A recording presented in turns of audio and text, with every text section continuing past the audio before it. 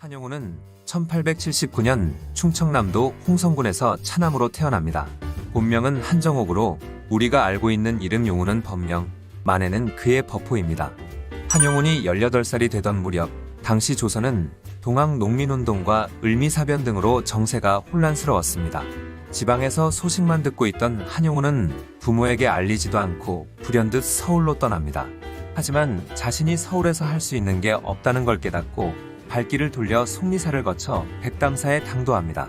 그리고 그곳에서 영곡 스님을 만나 불교에 귀의합니다. 하지만 얼마 안 가 한용운은 다시 고향 홍성으로 돌아갑니다. 고향에는 14살 때 좋은 풍습으로 혼인한 아내 전정숙이 있었는데 이 시기 둘 사이에서 아들 보국을 낳습니다. 그리고 다시 출가하여 본격적인 승려의 길로 들어섭니다. 정식 승려가 된 한용운은 불교개혁을 위해 많은 힘을 쏟았습니다. 먼저 1913년에 발행된 조선불교유신론을 통해 불교의 개혁을 주장했습니다. 대체로 명론설로 평가받지만 그의 주장 중 하나가 당시 큰 논란을 일으킵니다. 바로 승려의 결혼을 허용해야 한다는 것인데 금혼이 오히려 윤리를 해치고 나라 발전에 도움이 되지 않는다고 주장했습니다. 불교의 일제화에 누구보다 앞장서서 반대한 그였지만 권력의 힘을 빌려서라도 금혼을 폐지하고자 일제통감부에 의견서를 제출하기도 하였습니다. 출가 전 혼인을 했던 것이 영향을 미친 듯합니다. 불교 교리를 대중들에게 쉽게 전파하기 위한 불교대전도 편찬합니다. 당시 불교 경전들은 한자와 산스크리트어로 되어 있어 대중들이 접근하기 어려웠는데 한용운이 한글로 쉽게 요약 정리하였습니다. 1918년에는 최초의 불교 교양 잡지 유심을 창간합니다. 불교와 관련된 글 이외에도 독립정신을 담은 글들이 많이 실렸는데 일제가 트집을 잡아 3호 만에 폐간됩니다. 한용운은 불교 대표로 3.1운동에 참여합니다. 추진 과정에서 독립선언으로 할지 독립청원으로 할지 논쟁이 있었는데 한용운이 약소 민족의 해방투쟁인데 청원에 의한 타이의 독립운동이 웬 말이냐며 독립선언을 강력히 주장했다고 합니다. 그리고 그의 주장은 받아들여집니다. 한용운은 최남선이 쓴 독립선언서에도 불만을 가지고 있었습니다. 독립선언서의 내용이 좀 더 과감하고 현실적이어야 한다고 생각했습니다. 하지만 이번에는 그의 주장이 받아들여지지 않았습니다. 대신 한용운이 쓴 공약 3장이 독립선언서 뒤에 실립니다. 나중에 일제가 공약 3장에 마지막 한 사람까지 마지막 한순간까지 구절을 트집 잡아 내란 죄로 징역 3년형을 선고합니다. 서대문 형무소 안에서 한용운의 기계는 대단했다고 합니다.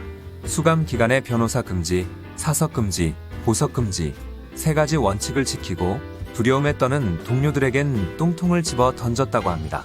또 옥중에서 조선독립이유서를 작성했는데 밖으로 나가는 의복에 숨겨 상하이 대한민국 임시정부로까지 전해집니다. 그리고 1919년 11월 4일 독립신문에 게재됩니다. 추록 이후에도 한용운은 항일운동을 멈추지 않았습니다. 밀립대학 설립운동과 물산장려운동 등 민족운동에 적극적으로 참여하였고 1927년에는 좌우합작 독립운동단체인 신간회에서 중앙집행위원과 경성지회장을 맡기도 하였습니다. 신간회에서의 일화 하나를 소개하자면 신간회에서 전국에 뿌려야 할 공문이 있었는데 동봉된 봉투에 일본 연호인 소화가 쓰여 있는 걸 보고 모두 아궁이 속으로 던져 태워버렸다고 합니다. 그리고 소화를 소화해 버리니 가슴이 시원하군이라는 말을 남겼다고 합니다. 55세가 되던 해 한용운은 36세의 간호원 유수건과 재혼을 합니다. 그들은 지인들이 마련해준 시무장에서 생활을 했는데 현재 사적 제550호로 등록되어 있습니다. 시무장과 관련해서 잘못 알려진 사실이 있습니다. 한용운이 집을 남양으로 지으면 조선총독부를 바라보게 되어 북향으로 지었다는 것인데 딸 한영숙 씨 말에 따르면 북향 언덕지형이라 그렇게 지을 수밖에 없었다고 합니다. 한용운은 66세의 광복을 1년 앞두고 중풍으로 시무장에서 입적하게 됩니다. 한용운의 대표 시집 님의 침묵은 1926년에 발표됩니다.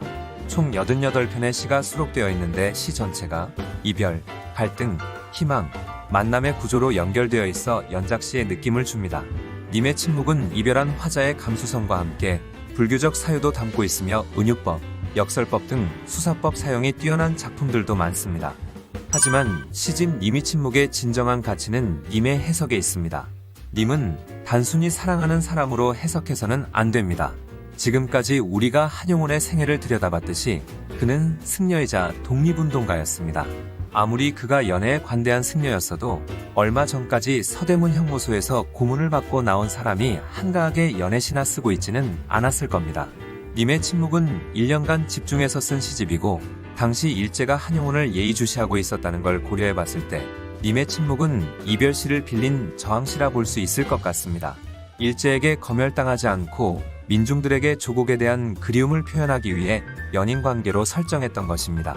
같은 의미로 님을 부처라 생각하지 않는 게 부처는 검열 대상이 아니었기 때문에 굳이 숨길 이유가 없다고 생각합니다. 한용운은 당시 불교계를 대표하는 승려이자 위대한 독립운동가였고 뛰어난 시인이었습니다.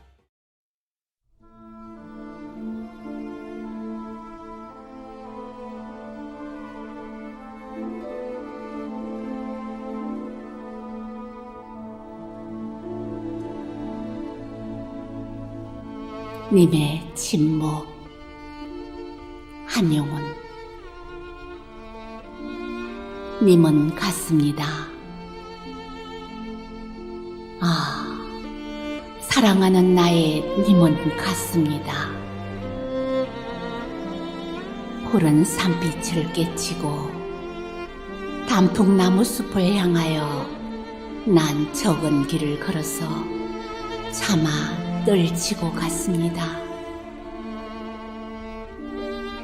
황금의 꽃같이 굳고 빛나던 옛 맹세는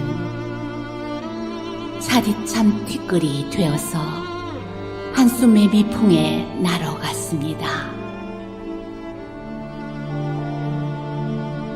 날카로운 저 기세의 추억은 나의 운명에 지침을 돌려놓고 뒷걸음쳐서 사라졌습니다. 나는 향기로운 님의 말소리에 귀먹고 꽃다운 님의 얼굴에 눈 멀었습니다. 사랑도 사람의 일이라 만날 때에 미리 떠날 것을 염려하고 경계하지 아니한 것은 아니지만 이별은 뜻밖의 일이 되고 놀란 가슴은 새로운 슬픔에 터집니다. 그러나 이별은 쓸데없는 눈물의 원천을 만들고 마는 것은 스스로 사랑을 깨치는 것인 줄 아는 까닭에 걷잡을 수 없는 슬픔의 힘을 옮겨서 새 희망의 정수박이에 덜어부었습니다. 우리는 만날 때에 떠날 것을 염려하는 것과 같이 떠날 때에 다시 만날 것을 믿습니다.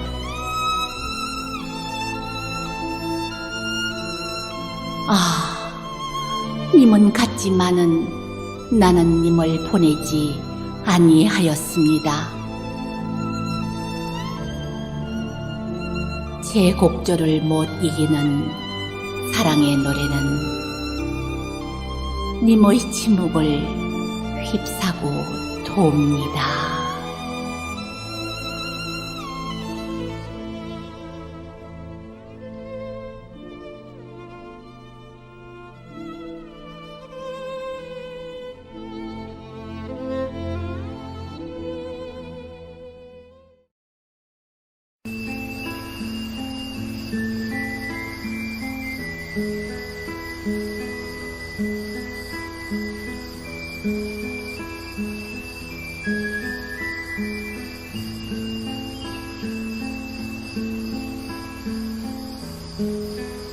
Nubi che reddu passa, lento lento.